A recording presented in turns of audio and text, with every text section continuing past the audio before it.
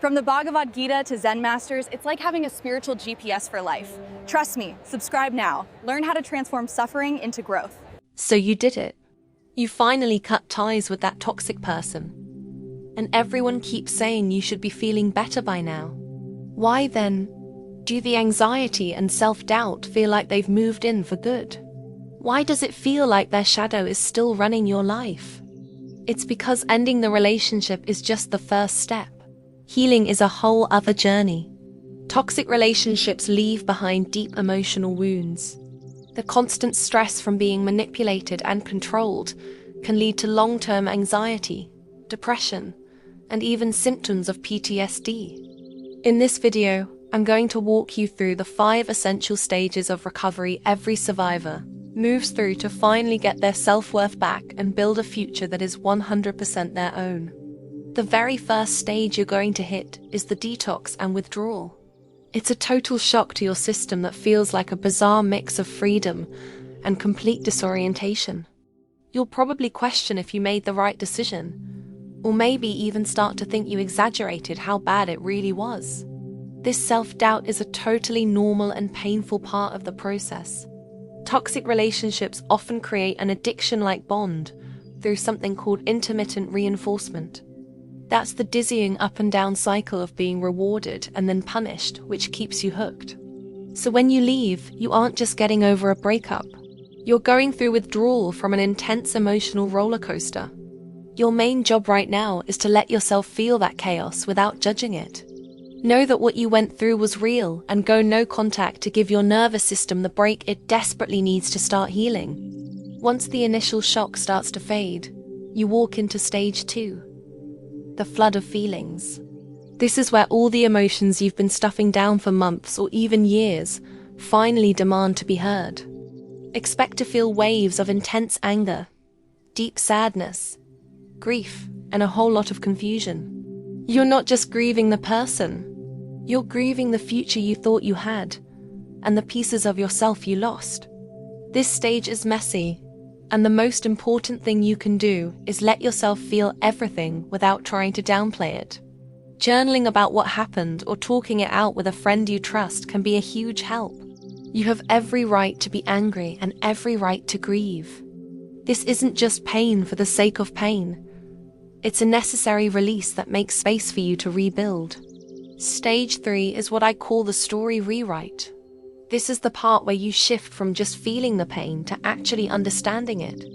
You'll probably find yourself diving into research, learning about things like gaslighting, manipulation, and control, and suddenly, things will start to click. You'll begin to see that their behavior was never your fault, and that you were powerless to change it. This is where you trade self-blame for clarity. You stop asking, "What's wrong with me?" and start seeing the destructive patterns you were trapped in. You can consciously start to challenge the negative voice in your head that sounds suspiciously like them. That moment of understanding is incredibly powerful because it's the first real step toward taking your life back. When you've spent so much time walking on eggshells and managing someone else's moods, it's normal to feel like you don't even know who you are anymore. Stage 4 is all about rebuilding your identity. The big question here is, who were you before they showed up? It's time to reconnect with the hobbies, friends, and passions that got pushed to the back burner. This stage is about being selfish in the absolute healthiest way. Put yourself first. Take yourself on dates. Set tiny, achievable goals that make you feel good about yourself. Whether it's finally cleaning out that closet or starting a new creative project. Every single act of self-care is a powerful signal that you are worthy and your needs matter. You're slowly but surely remembering and reclaiming who you are outside of the relationship that tried to erase you. The final stage is reclaiming your future. This is where you take all the hard lessons from your past and use them to build a future you actually want to live in. Now that you've started rebuilding your identity and self-worth, the focus shifts to creating and holding firm boundaries.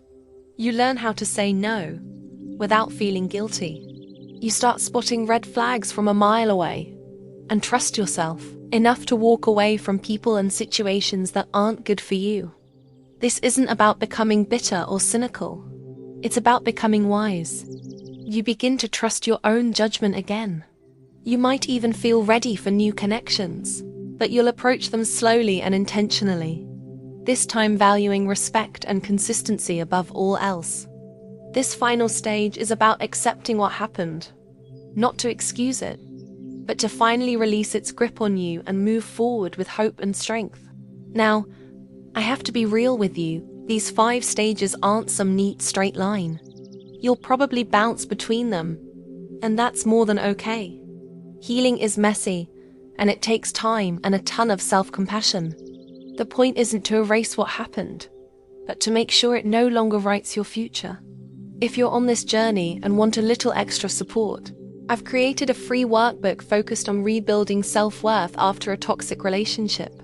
It's packed with exercises designed to guide you through these stages. You can download it using the link in the description below.